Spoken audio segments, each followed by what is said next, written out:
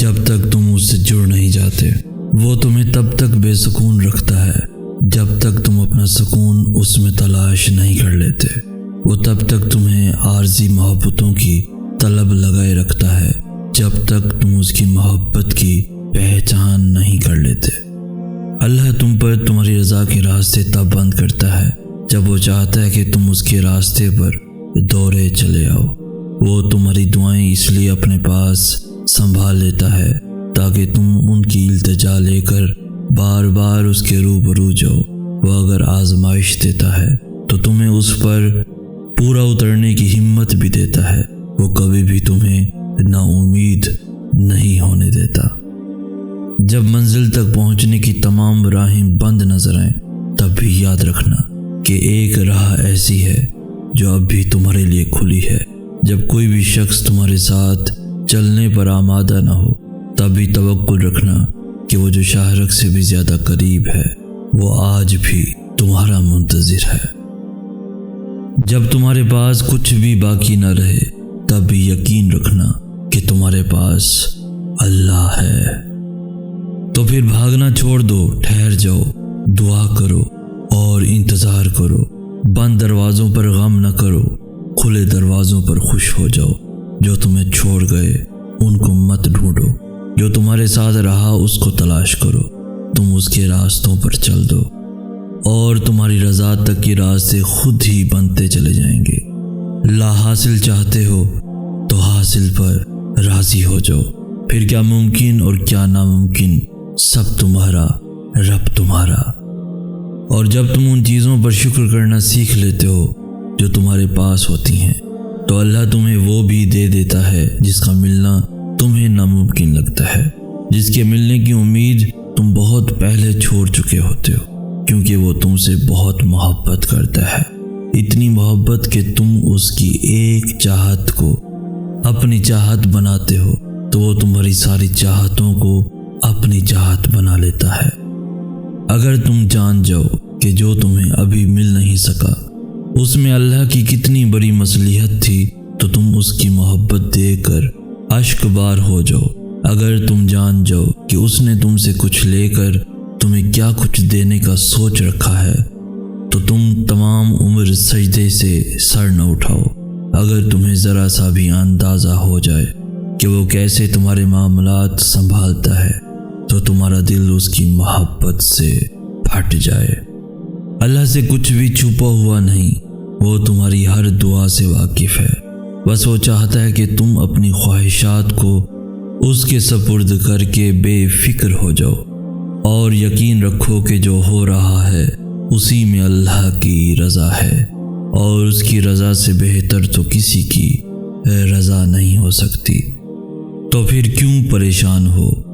تمہارا رب تو اتنا رحیم ہے کہ تم اس کی ایک صدا پہ لبیک کہہ دو تو وہ تمہاری تمام صداؤں پہ کن فرما دیتا ہے۔ تم اس سے بھلے لاکھ دفعہ ہی کیوں نہ منہ موڑ لو، مگر پلٹ کر جب بھی اس کو پکارو گے تو وہ تمہیں ہمیشہ اپنے پاس ملے گا۔ اس کی محبت تو ایسی ہے کہ وہ روٹھ کر بھی روٹھا ہوا نہیں لگتا۔ تو پھر ایسی محبت سے مایوسی کیسی؟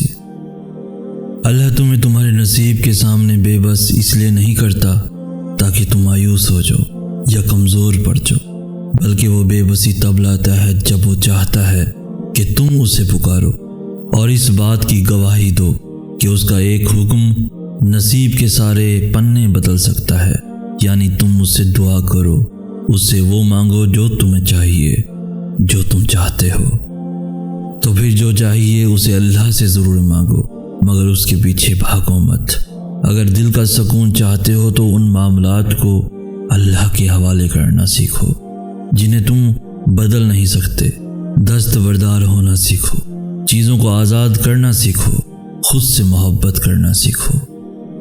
اور وہ چاہتا تب ہے جب تم اپنی چاہتیں اس کی رضا پہ قربان کر دیتے ہو، جب تم ضد نہیں کرتے، جب تم اس کے فیصلوں کو قبول کر لیتے ہو۔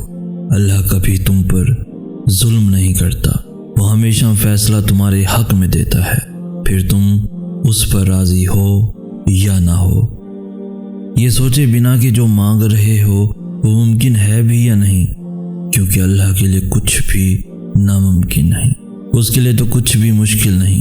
وہ چاہے تو آسمان زمین بن جائے اور زمین آسمان میں بدل جائے، وہ چاہے تو دن رات ہو جائے اور رات دن بن جائے، ساری بات تو صرف اس کی چاہت کی ہے، جو وہ چاہے۔ جب تم بند دروازوں پہ راضی رہنا سیکھ لیتے ہو، تب اللہ تمہارے لیے معجزوں کے دروازے کھولتا ہے۔ اللہ تو محبتوں کا بادشاہ ہے، تو پھر جس نے خود محبت کو بنایا ہے، اس کے لیے تمہاری محبت کو تمہیں واپس لوٹانا بھلا کیا مشکل، جس کے ایک کن نے اتنی کہانیاں مکمل کر دیں، وہ پھر کیسے تمہاری کہانی کو ادھورا رہنے دے سکتا ہے؟ اس کا ایک نام الودود بھی ہے، یعنی دینے والا، پھر وہ کیسے تمہیں خالی ہاتھ واپس جانے دے سکتا ہے؟ جو بے زبان چیونٹی کی خاموشی بھی نظر انداز نہیں کرتا، وہ تمہاری ہچکیاں لیتی ہوئی آواز کو کیسے انسنا کر سکتا ہے؟ بس وہی تو سنتا ہے، وہ سنے گا، ضرور سنے گا۔ وہ تو تم سے 70 ماؤں سے زیادہ محبت کرتا ہے، جیسے ماں اپنے بچے کی ایک سسکی پر دوڑی چلی آتی ہے۔ پھر وہ کیسے تمہاری روتی ہوئی پکار پر تمہیں اکیلا چھوڑ سکتا ہے؟ تمہیں ابھی ایسا لگے گا کہ جیسے اللہ نے تمہیں وہ نہیں دیا جو تم چاہتے تھے، مگر تم جلد ہی جان جاؤ گے کہ جو نہیں ملا اس کا مل جانا کتنا برا تھا۔